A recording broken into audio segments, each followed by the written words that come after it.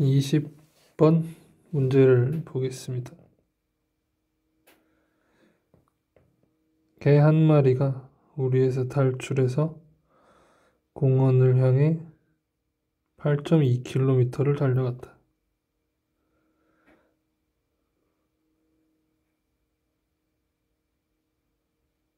개는 탈출한 후 우리로 돌아왔다. 개는 공원에서 우리로 돌아오는데 25분이 걸렸다.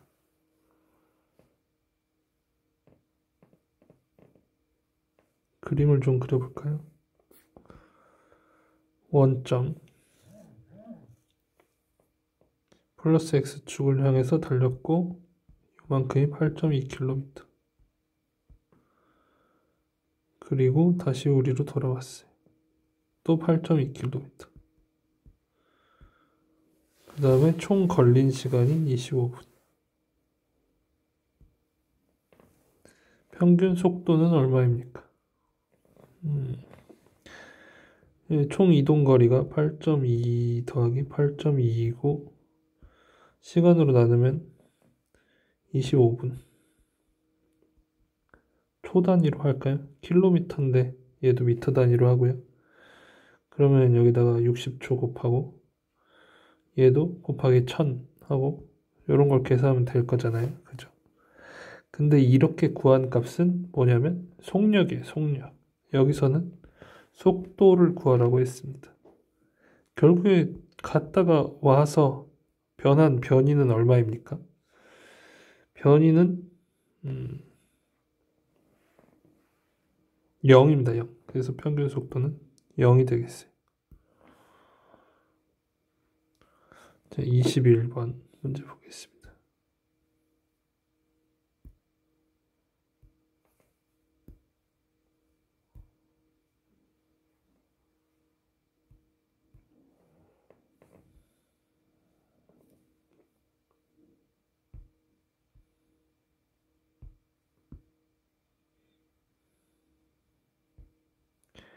당신이 90km/h의 일정한 속도로 움직이는 기차 위에 있다고 상상해 보십시오. 10초 동안 눈을 감았습니다. 이 짧은 시간 동안 기차는 얼마나 멀리 이동합니까? 이렇게 등속 운동한다고 가정을 해보겠습니다.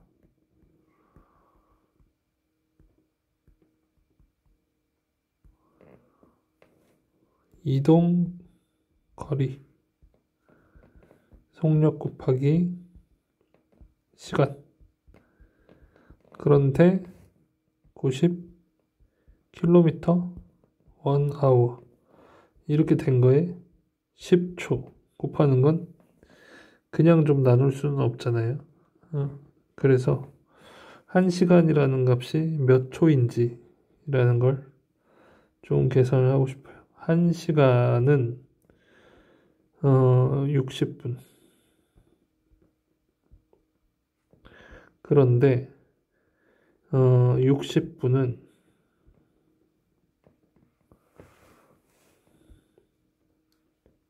1분이 60초니까 60 곱하기 60초 이렇게 되는 내용이잖아요. 그러면 단위가 어떻게 되냐?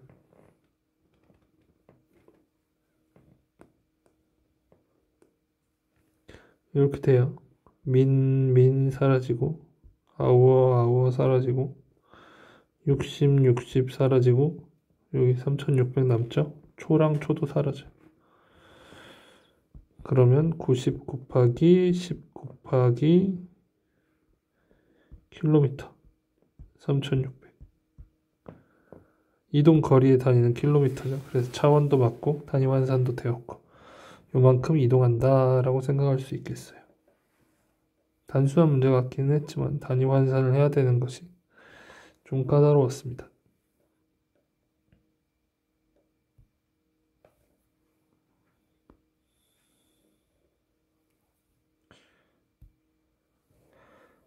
자동차는 정지 상태에서 가속돼서 15초 안에 120m의 거리를 이동합니다. 그런 다음 반대로 회전해서 4초 만에 다시 절반을 이동합니다.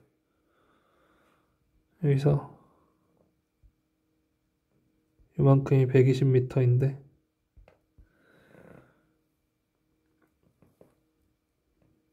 다시 절반을 왔어요. 60m. 그러면 평균 속도를 계산하라고 그랬으니까 속도는 어떻게 계산합니까?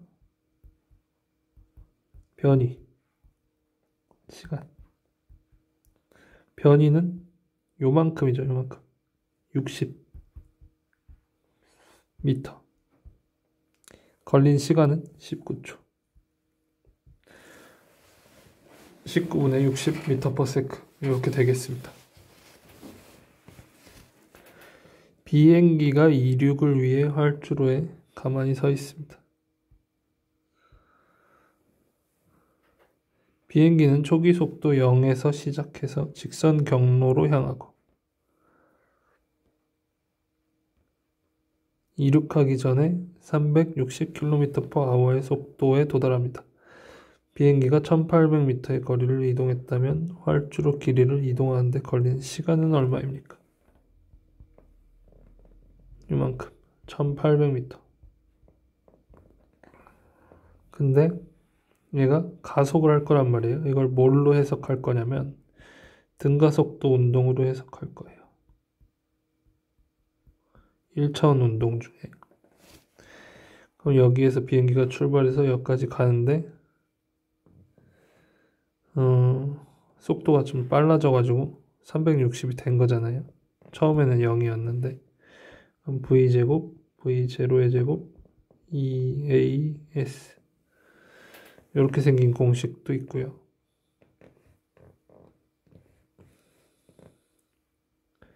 V0, AT 이렇게 생긴 공식도 있고요. S는 V0T 플러스 2분의 1 AT제곱 이렇게 생긴 공식도 있습니다. 이 중에 쓸 수 있는 것들을 써볼게요. 자, 얘를 1번씩, 얘를 2번씩, 얘를 3번씩 얘라고 해보겠습니다.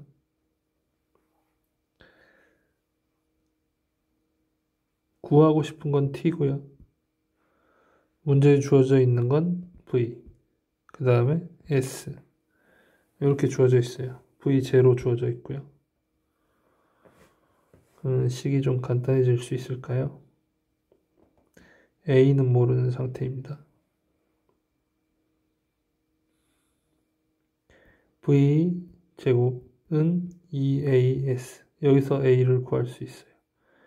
A는 2S분의 V제곱 그리고 V는 AT 여기서 T를 구할 수 있어요.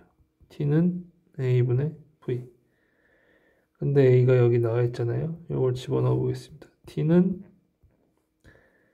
V제곱 V ES 그러면 V분의 ES 이렇게 이제 되겠어요.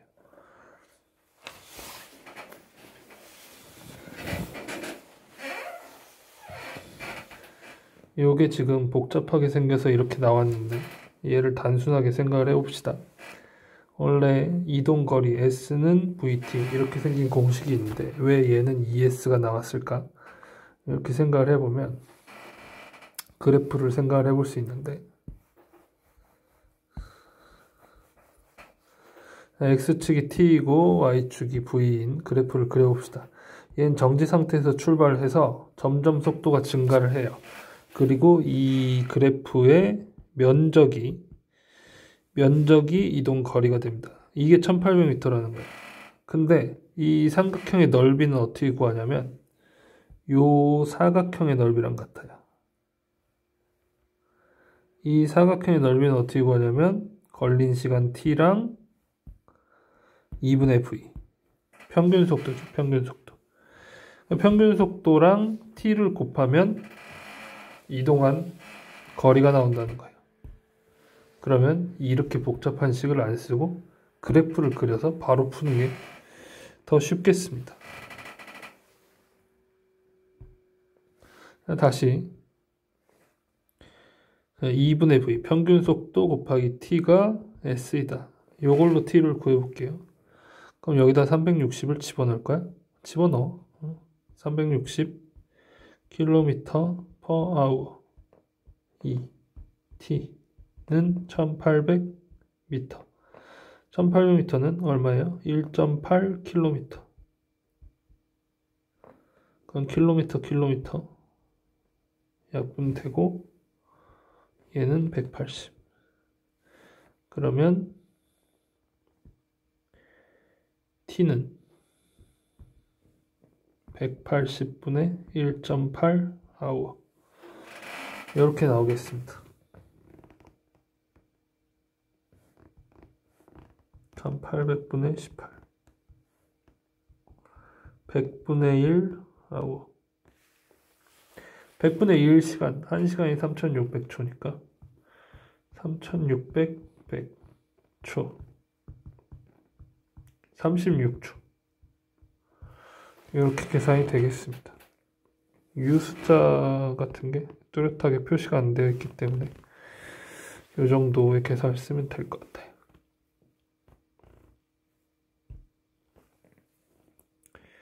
열차가 빨간불에 정차를 합니다. 24번.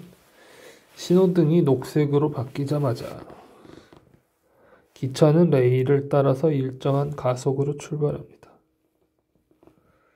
열차는 초기 속도가 0인 상태에서 출발해서 직선 경로로 진입하고 이전 신호로부터 130m 떨어진 다음 신호등에 도달할 때 22.22m/s로 이동합니다.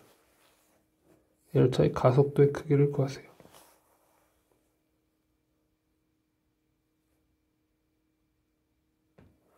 앞에 문제랑 똑같죠?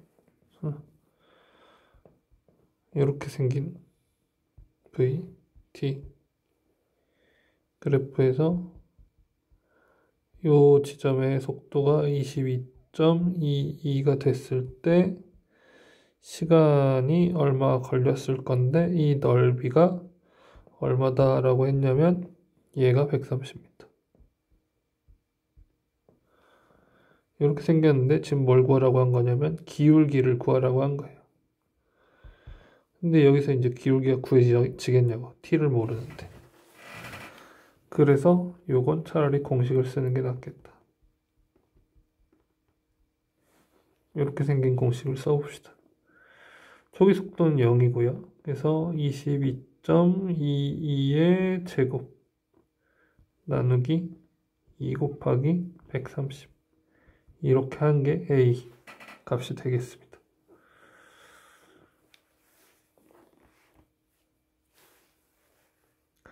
(25번) 문제 보겠습니다.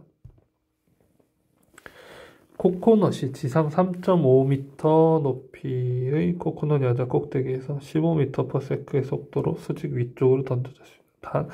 땅에 닿을 때 속도를 결정하세요. 그럼 얘는 위로 이제 던져 올려진 운동이니까 이렇게 올라갔다가 이렇게 이제 떨어지게 되는 거잖아요. 얘가 이제 3.5고요. 얘도 그래프를 그려보겠습니다. 처음 15로 출발해요. 그 다음에 점점 느려져요. 그러다가 0이 되는 순간에 여기에 이제 도달을 하고 떨어지기 시작해요. 그래서 어디까지 이제 가냐면 속도가 마이너스 15일 때까지. 그러면 이 지점 도달하는 거예요.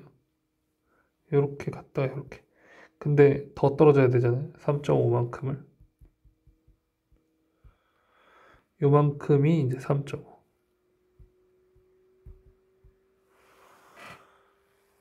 땅에 닿을 때 속력은 얼마겠냐. T 모르겠고 여기 모르겠고 여기도 모르겠어요. 만약에 얘가 T1 얘가 T2라고 합시다. 둘 다 모르겠어. 그러면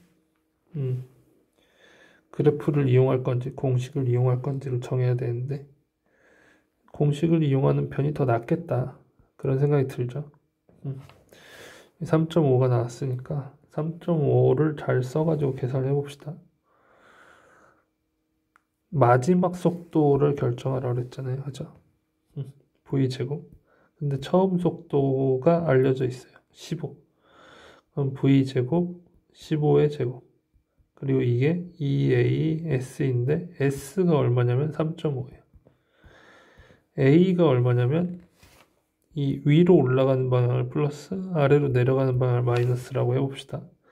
A는 마이너스 9.8, S는 마이너스 3.5. 이렇게 돼요. V제곱 마이너스 15의 제곱. 그럼 이제 다 나온 거죠. V만 구하면 되겠습니다. 요걸 가지고 이 그래프를 가지고 씨름을 하는 것보다 공식을 쓰는 게 더 쉬운 문제도 있다.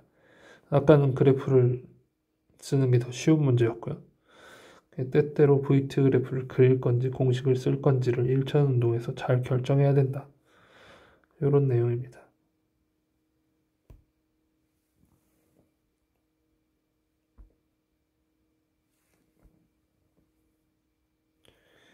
자, 26번. 초고층 빌딩 꼭대기에서 테니스 공이 초기 속도 없이 발사되었습니다.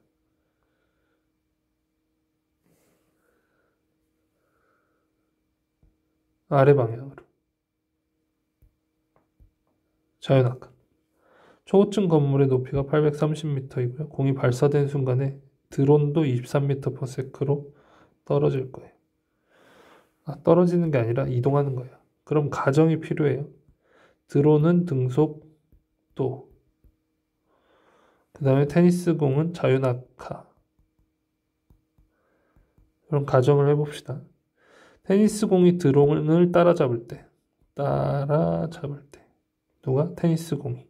공의 속도를 결정해 봅시다.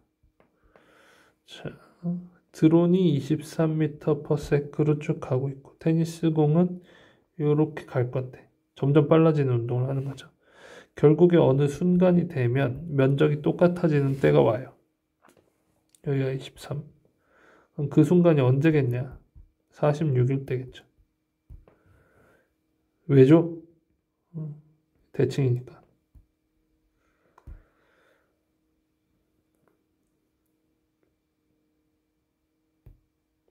시간을 몰라도 풀이가 되겠어요. 벡터 합을 구해봅시다. 두 개 더하면 되니까 끼리끼리 더하면 7i 그 다음에 마이너스 j 이렇게 표시가 돼요. 좌표 평면에서 세 벡터를 표시를 해봅시다. 좌표 평면이고요. x축, y축. 그럼 m 벡터는 3,5 m 벡터고요.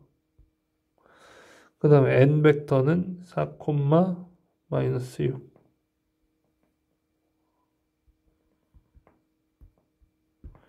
n 벡터고요. 그 다음에 p 벡터는 7, 마이너스 1. p 벡터예요. 그러면 이게 평행사변형 같이 생겼네요. 얼추 잘 구한 것 같죠?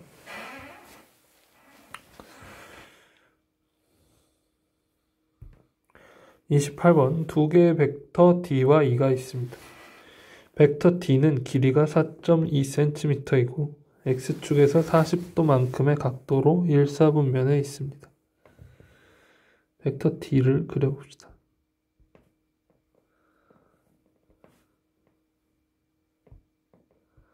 4.2 여기가 40도. 그 다음에 벡터 E는 길이가 2.4이고 똑같이 40도. 4사분면에 있습니다. 2.4 얘가 D, 얘가 E. D 빼기 E의 크기와 방향을 구해라. 차를 구할 때는 플러스 2를 쓰는 대신에 마이너스 2를 쓰는 게 쉽습니다. 그리고 두 개의 평행사변형의 대각선을 구하는 거예요. 크기와 방향을 구하라 라고 했으니까 2.4에 대해서 평행사변형, 제 코사인 법칙이나 이런 걸 쓰면 쉽겠지만 ij 나눠서 생각을 해보겠습니다. D 벡터는 4.2의 코사인 40도 i 4.2의 사인 40도 j 이렇게 되고요. 마이너스 2 벡터는 2.4의 코사인 40도 i 마이너스 방향 플러스 2.4의 사인 40도 j 이렇게 돼요. 그래서 D 빼기 2는 i끼리 더하고 j끼리 더한 값이 되겠습니다. 계산기를 쓰면 되고요. 그렇게 해서 이제 나온 d-2를 만약에 d-2 a, b, c, d, e, f, g, g 벡터라고 합시다. g 벡터라고 만약에 하면 g 벡터의 gx 값과 gy 값이 있을 거잖아요. 그렇게 나온 값을 가지고 gx, gy 값을 가지고 이 각도를 구할 수 있어요. 파이라고 해봅시다. 탄젠트 파이는 gx분의 gy. 파이는 탄젠트 인버스 gx, gy. 이 값을 계산해서 넣으면 되겠습니다. 방향은 파이의 방향을 가지고 있다. 이렇게 생각하면 되겠어요.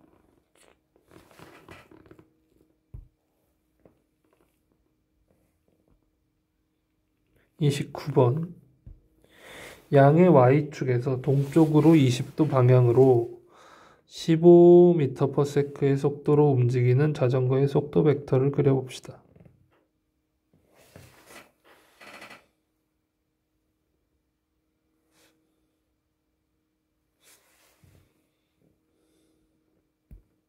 요게 이제 양의 y축이에요. 플러스 y축. 동쪽으로 20도. 여기가 20도라는 거죠. 그리고 15m/s. 그렸다. 그 다음에 vx. vx 얼마냐? vy 얼마냐? 그러면 여기가 70도. 그러면은 vx는 15 곱하기 코사인 70도 미터/s. vy는 15 곱하기 사인 70도 미터/s. 이렇게 이제 되겠습니다.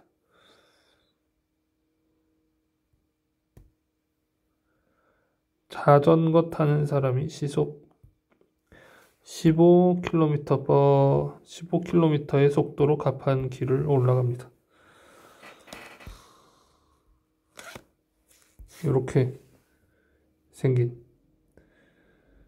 속도 벡터의 수평성분 여기가 15, 여기가 13.6 km/h, 여기가 15 km/h. 그러면 이 경사가 얼마겠냐? 코사인 세타가 15분의 13.6, 세타는 코사인 인버스 15분의 13.6. 오케이. 이렇게 계산하면 세타의 경사를 가지고 있다. 이렇게 이제 할 수가 있겠습니다.